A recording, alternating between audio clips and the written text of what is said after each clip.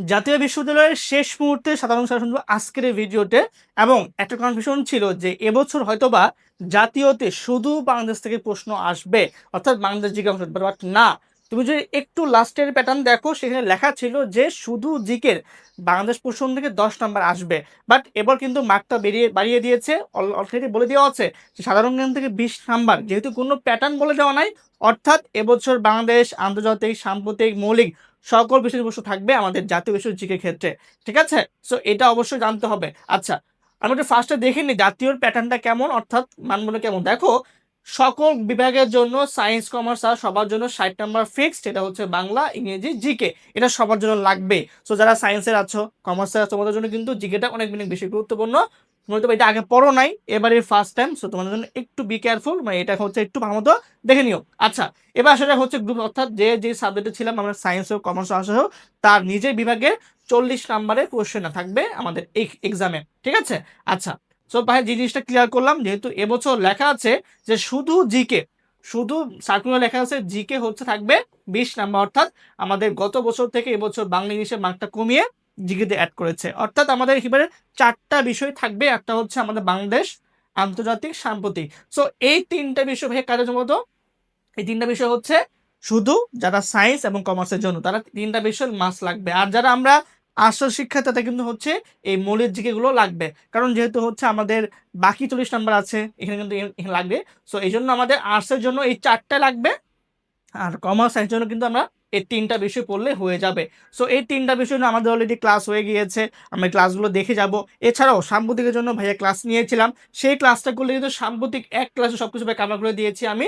তোমরা চাইলে আমাদের ইউটিউব চ্যানেল থেকে বা ফেসবুক থেকে ক্লাসগুলো করতে পারো। ঠিক আছে, এছাড়া হচ্ছে আমাদের এই ক্লাসগুলো সবগুলো করা আছে।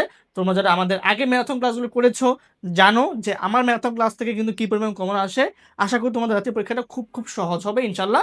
আচ্ছা, এবার দেখা যায় ভাইয়া, আচ্ছা আমি একটু হচ্ছে এখানে একটু ফেরত যাই, যে আমাদের আন্তর্জাতিক প্রশ্নের জন্য আমরা কি কি বিষয় পড়বো। ঠিক আছে, দেখো, আন্তর্জাতিক প্রশ্নের ক্ষেত্রে আমাদের রিসেন্ট যেগুলো খুব বেশি গুরুত্বপূর্ণ, হ্যাঁ, যেমন ধরো হচ্ছে আমাদের হরমুজ প্রণালী আছে, ইরান ইরাক ইস্যু আছে, বা বিভিন্ন ধরনের যুদ্ধ হচ্ছে, চুক্তি হচ্ছে। ঠিক আছে, সো এই বিষয়গুলো এটা তোমার কিন্তু কাভার হয়ে যাবে। ঠিক আছে, আচ্ছা, সো এটার জন্য ভাইয়া ক্লাস আছে, ক্লাস করবা।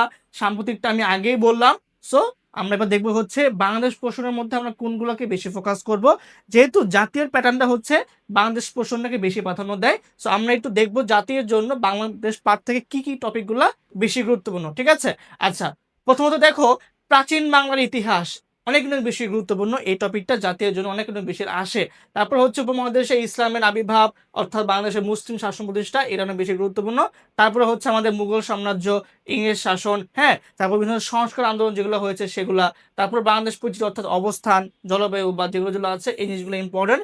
তারপর হচ্ছে আমাদের জাতীয় বিষয়াবলী এবং শিক্ষা ব্যবস্থা। ঠিক আছে, তারপরে সংবিধান এবং সংসদ, এবং সাথে সংবিধানের যে সংশোধনীগুলো আছে যেগুলো রিসেন্ট চেঞ্জ হয়েছে, অনেক অনেক বেশি গুরুত্বপূর্ণ। ঠিক আছে, এর সাথে আমাদের রিসেন্টের মধ্যে জুলাই আন্দোলন হতে পারে, খুবই গুরুত্বপূর্ণ আমাদের জিনিসটা। ঠিক আছে, তারপর সংসদ নির্বাচন, সাংবিধানিক ব্যবস্থা, যেহেতু আমাদের রিসেন্ট নির্বাচন হয়েছে, সো ত্রয়োদশ নির্বাচনটা অনেক অনেক বেশি গুরুত্বপূর্ণ আমাদের এবছরের পরীক্ষার জন্য। অর্থাৎ আমরা কিন্তু বুঝতেছি যে বাংলাদেশ প্রশ্ন থেকে কিন্তু আমাদের সাম্প্রতিক জিনিসগুলো অনেক বেশি ইনক্লুডেড হতে পারে। ঠিক আছে, সো আমাদের এখানে 3 স্টার 2 স্টার দেওয়া আছে, সবাই স্ক্রিনশট নিয়ে রাখো, তোমরা বাসায় এগুলোকে বেশি ফোকাস করে পড়াশোনা করবা। ঠিক আছে, আচ্ছা, এবার দেখো বাংলাদেশ পাঠ থেকে আর কি পড়তে পারি আমরা, সেটা হচ্ছে আমাদের বাংলাদেশের সরকারের প্রশাসনিক ব্যবস্থা, যেখান থেকে কিন্তু এবছর প্রত্যেকটা এক্সামে কিন্তু প্রশ্ন ছিল।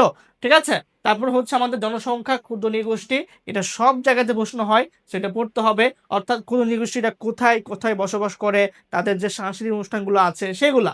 ওকে, তারপর দেখো বাংলাদেশের নদী, খুবই খুবই গুরুত্বপূর্ণ, নদী উৎপত্তি, পতন স্থান, কোথায় মিলিত হয়েছে, এগুলো ইম্পর্টেন্ট। তারপর সমুদ্র বন্দর বা সীমা বা বাঁধ, পাহাড়, পর্বত যেগুলো যেগুলো আছে, এগুলো আমরা দেখবো। এর সাথে হচ্ছে আমাদের বিভিন্ন ধরনের প্রতিষ্ঠান, অর্থাৎ আমাদের শিক্ষা বেস যে প্রতিষ্ঠানগুলো আছে সেগুলো পড়তে পারি, আরো যেগুলো আছে সেগুলা। আচ্ছা, তারপর হচ্ছে ভাই খেলাধুলা, এইটা হচ্ছে আমরা দুই প্যাটার্ন করবো, একটা হচ্ছে আমরা সাম্প্রতিক যেগুলো হয়ে গেছে, বিশেষ করে মেয়েদের ক্ষেত্রে যেগুলো ইম্পর্টেন্ট, আমরা সেগুলো দেখে যাব। যেমন ধরো সাফ, আন্ডার 19 বা আন্ডার 20, এগুলা, বা আমাদের হচ্ছে আরো অনেক খেলা স্পোর্টস হয়েছে, বিশেষ করে আমাদের রিসেন্ট হচ্ছে আমাদের ওয়ার্ল্ড কাপ হয়ে গিয়েছে, হ্যাঁ, সেগুলো দেখে যাব আমরা। এবং সাথে ইতিহাসগুলো আমরা দেখে যাব যে খেলাধুলার ক্ষেত্রে ব্যাকডেটের যে ইতিহাসগুলো আছে এগুলা বেশি গুরুত্বপূর্ণ। সো আমরা বাংলাদেশ প্রসঙ্গ থেকে এগুলো দেখে যাব, সবাই স্ক্রিনশট নিয়ে রাখি। এর সাথে সাম্প্রতিক আন্তর্জাতিকের জন্য ভাইয়া নিজেই 2টা ম্যারাথন ক্লাস নিয়েছিলাম, তুমি ক্লাসগুলো অবশ্যই দেখবা। এগুলো কিন্তু আমাদের গুচ্ছের এক্সামিনের ক্লাসগুলো হয়েছে, অবশ্যই ক্লাসগুলো রেকর্ড আছে আমাদের পেজে অথবা আমার ইউটিউব চ্যানেলে আছে, সবাই অবশ্যই ক্লাসগুলো দেখে নিবা। এবার সে ভাইয়া তোমরা যারা চাচ্ছ জাতীয়ের পরে চাচ্ছি আমরা সেকেন্ড টাইমের জন্য আরেকবার ট্রাই করব, পাবলিকান হওয়ার সুযোগ চাচ্ছি আমরা, সেই জন্য কিন্তু আমাদের সেকেন্ড টাইম কেমিস্ট্রি ব্যাচ রয়েছে। এই কোর্সটা তোমাকে এমনভাবে ডিজাইন করা আছে, তুমি একটা কোর্সে একবার ভর্তি হলে তোমার কিন্তু আর কোনো কোর্স কিনতে হবে না। সেকেন্ড টাইম রিলেটেড যতগুলো ভার্সিটি আছে তুমি সবগুলো কিন্তু নতুন নতুন কোর্স ফ্রিতে পাবা। অর্থাৎ তোমাকে আমরা ফার্স্ট ইয়ার ফাউন্ডেশন কোর্স দিব, এটা 2 থেকে 3 মাস চলবে, এটা শেষ হবে রিভিশন প্ল্যান আসবে। তারপরে তোমাকে প্রথমে আমরা বিউপি ব্যাচ দিব, তারপর আমরা জেইউসি ইউসি প্লাস সাস দিব, একদম গিফট তোমার 5,000 কোনো পেমেন্ট করতে হবে না। দেন তুমি রাবিচবি কোর্স পাবা, দেন তুমি গুচ্ছ হাবিববি সাস্ট কুমিল্লা তুমি কিন্তু এই কোর্সটাও ফ্রিতে পেয়ে যাবা।